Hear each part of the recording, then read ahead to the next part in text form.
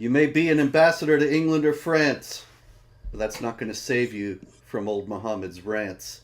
And when his followers come around and the cries of Allahu Akbar sound, remember, they don't really have the moral high ground.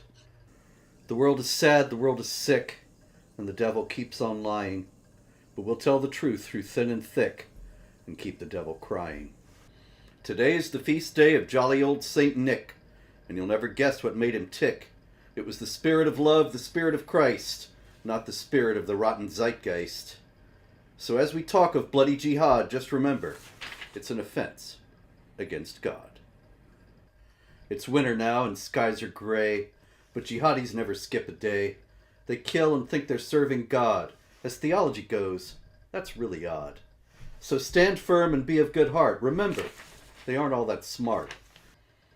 Another year has come and gone, but the jihadis still want to kill us. Some may think a new day has dawned, but the jihadis are like gorillas. That's why David Wood is here tonight. With knowledge, he'll instill us. You could go to the beach and go surfing, enjoying the sand and sea, or you could stay inside and watch jihad with David Wood and me. It's January, it's cold to surf. Better track the jihadis on their turf.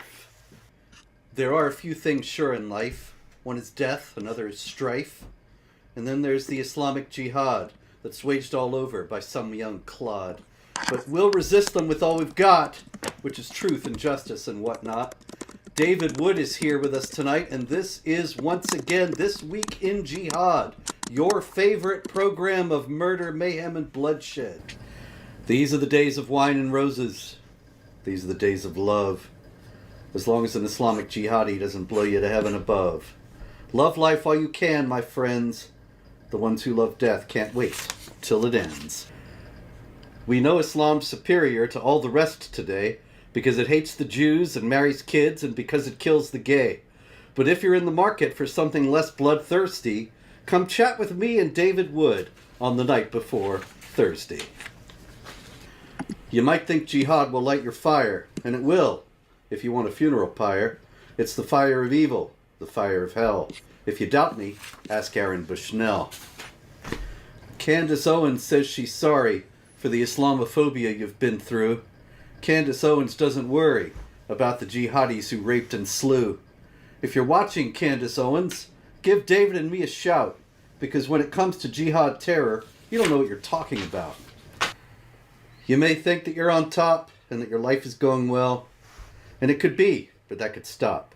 Jihadis want to make your life a hell. So be alert and be aware and tell the truth, just like Marmari Emmanuel. Spring is back with us again. The flowers are in bloom. The jihadis keep on trying to make it all go boom. David Wood will tell you, and I will back him up, that anyone who stands with them must be one sick pup. April is the cruelest month, but at least it's gone for now. May, however, brings more jihad. They want to kill us all somehow. So be forewarned and be aware, and don't listen to Hamas-linked care. Get your kids out of UCLA. Hamas has taken over there. This is the book. It has no peer. You better believe it, and drink no beer. This is the book. David Wood disagrees, but the stones will affirm it, and so will the trees. What will you do if jihad comes to you? I just wonder if you've thought this through. It's no use to be scared, it's best to be prepared, and that means in thought as well as acts. So David Wood's here to give you the facts. They say that there can be no surah like it. I'm just not so sure that this is true. It's just like what they say about jihad. They say it's peace, and then blow up me and you. Mo Hijab says fight the Christians and Jews. The Christians and Jews say he don't mean it. But what Mo Hijab says, the Quran says too. It's about time the infidels seen it. From Bangladesh to Boston, Mass, the jihad is everywhere the same. The jihadi strives to please Allah by leaving you dead or lame. David Wood shines light on their misdeeds. He's here, and that's why he came. If you look at jihad throughout human history, what's been going on is really no mystery. They rape and they kill, and they claim a new land, but the infidels say that they misunderstand. It's a religion of peace, it's benign and it's sweet, and they spread the deception to everyone they meet. When revelation came to Mo, he said, kill them wherever you find them. But non-Muslim politicians claimed to know that he really just meant to remind them to give people hugs and be a lovable lug. Jihad terrorists? Never mind them. Prime Minister Keir Starmer, he loves number 2. That's the second largest religion, Islam, to me and you. Don't talk down number 2, old Keir Starmer says, or you'll get prison dawa and be wearing a fez. Number 2's all over Britain, as we said it would be, and they're chasing down folks just like you and me. A woman was raped in Pakistan, but she's lucky she's Belgian. Her country will defend her. If she were Pakistani, they'd do all they could to end her. I'd trust Daniel Hakikaju in a preschool more than I would Keir Starmer. And if Sharia comes to Britain, you know how much it will harm her. Andrew Tate bragged that one of his girls was only 15 when he ruined her life. When the cops came to call, Tate blamed the Jews, the all-purpose scapegoat when there's trouble or strife. No matter what happens, some Muslims will choose to blame everyone else instead of admit that to convert to Islam, you must be a half-wit. Keir Starmer says that things will get worse, and I am sure he's right. They're getting worse because he unleashed a curse and surrendered without a fight. Britain is dying. It's giving in to those whose impulses are basest. And if you complain, Keir will throw you in jail and claim that you're a racist. Now Muhammad, he was shyer than a veiled virgin girl. That's what the Hadith tells us, and there are lots of other pearls. This shy guy, he raped and killed and wanted his critics dead. When they were killed, he didn't mourn, he celebrated instead. This is the guy they want you to think is God's most perfect man. If you believe that, then you'll also believe that I am Tarzan. Hizbollah jihadis tried to outsmart the Jews. All they found out was how many limbs they could lose. They bought some old pagers and got their eyes blown out. That they're all morons is now beyond doubt. So if you think you're the jihadi who will outsmart the Jews, remember Hizbollah and their walkie-talkie blues. A Moroccan asylum seeker went on a raping spree, and all the French could think to do was keep on letting him go free. Bring more jihadis in, they say. What could possibly go wrong? In the face of all this madness, we've got to remain strong.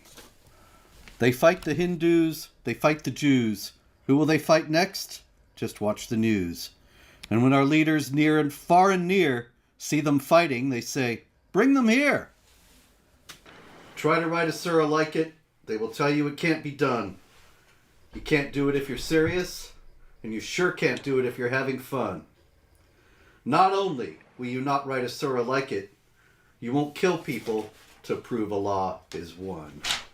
If you thought the presidential election was fun, wait 4 years, there'll be another one. But there's always bloodshed and jihad from people who think they're serving God. It tells them that in their Quran, but you're better off with the Gospel of John. Mo Hijab says the Jews love life, and the Muslims, they love death. So Mo thinks the Muslims will prevail in strife, because they're glad to breathe their last breath. But what Mo don't know would fill a room. Life will defeat the prevailing gloom. They're killing Christians in Mozambique and Hindus in Bangladesh. Their hatred of Jews is at its peak, and there's no one with whom they mesh. The jihad advances from day to day, even while David Wood is far away. The New York Times says it's controversial to say jihadist thought springs from Quran. Yet what we've seen so far is a dress rehearsal for what the jihadis have in their plan. The Times may not know it, but you better. Jihad does not mean writing a love letter. There once was a man from PA, and all the Jews he just wanted to slay. He started believing in Allah, told his mom he was off to Hizbollah, but the feds got him first, so hooray. This is the YouTube show of wisdom and truth. If you don't watch it, you'll go straight to hell. Now, if you think it's insane that I'd make such a claim, remember, for Muhammad, It worked very well. A jihadi struck the city of New Orleans. 10 people dead and more jihad to come. And things ain't always as they seems. The Christian terrorist in France turned out to be another one. A jihadi, that is, who wanted to kill for Allah and found the Western authorities as soft as a marshmallow. The ceasefire deal will make for more jihad, and Hezbollah's imam will pray out to his God at the big Trump party in D.C. there next week. The jihad's advancing and no one thinks it's odd or gives its victims even so much as a nod. Yet there's always hope, even when things look bleak. The truth will always win over the jihadi's demon god. You might think marrying kids is great, and that those who disagree are filled with anti-Muslim hate. You might think Mo Hijab has it all figured out, when he's really just an empty-headed, arrogant lout. But even Mo says the Quran okays pedophilia, and really, it's as creepy as all reptilia.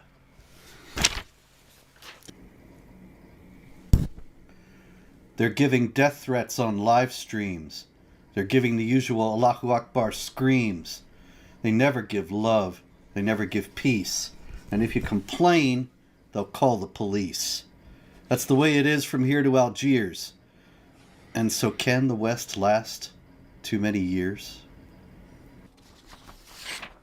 And so this is Ramadan, the month of jihad, and dumb Western leaders tell us it's from God.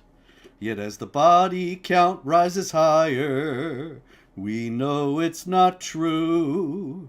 Ramadan is for gorging, it's not for me and you. I don't have a poem today. There's just far too much bad news. There's all the madness in Germany, and endless jihad against the Jews. But take heart and smile, I always say. In the end, the jihadis will lose. Salwan Momika is dead, because all the jihadis can do is strike fear in the hearts of the free. So what we must do instead of fearing their knives and their guns is to stand as Salwan did and show a free man never runs.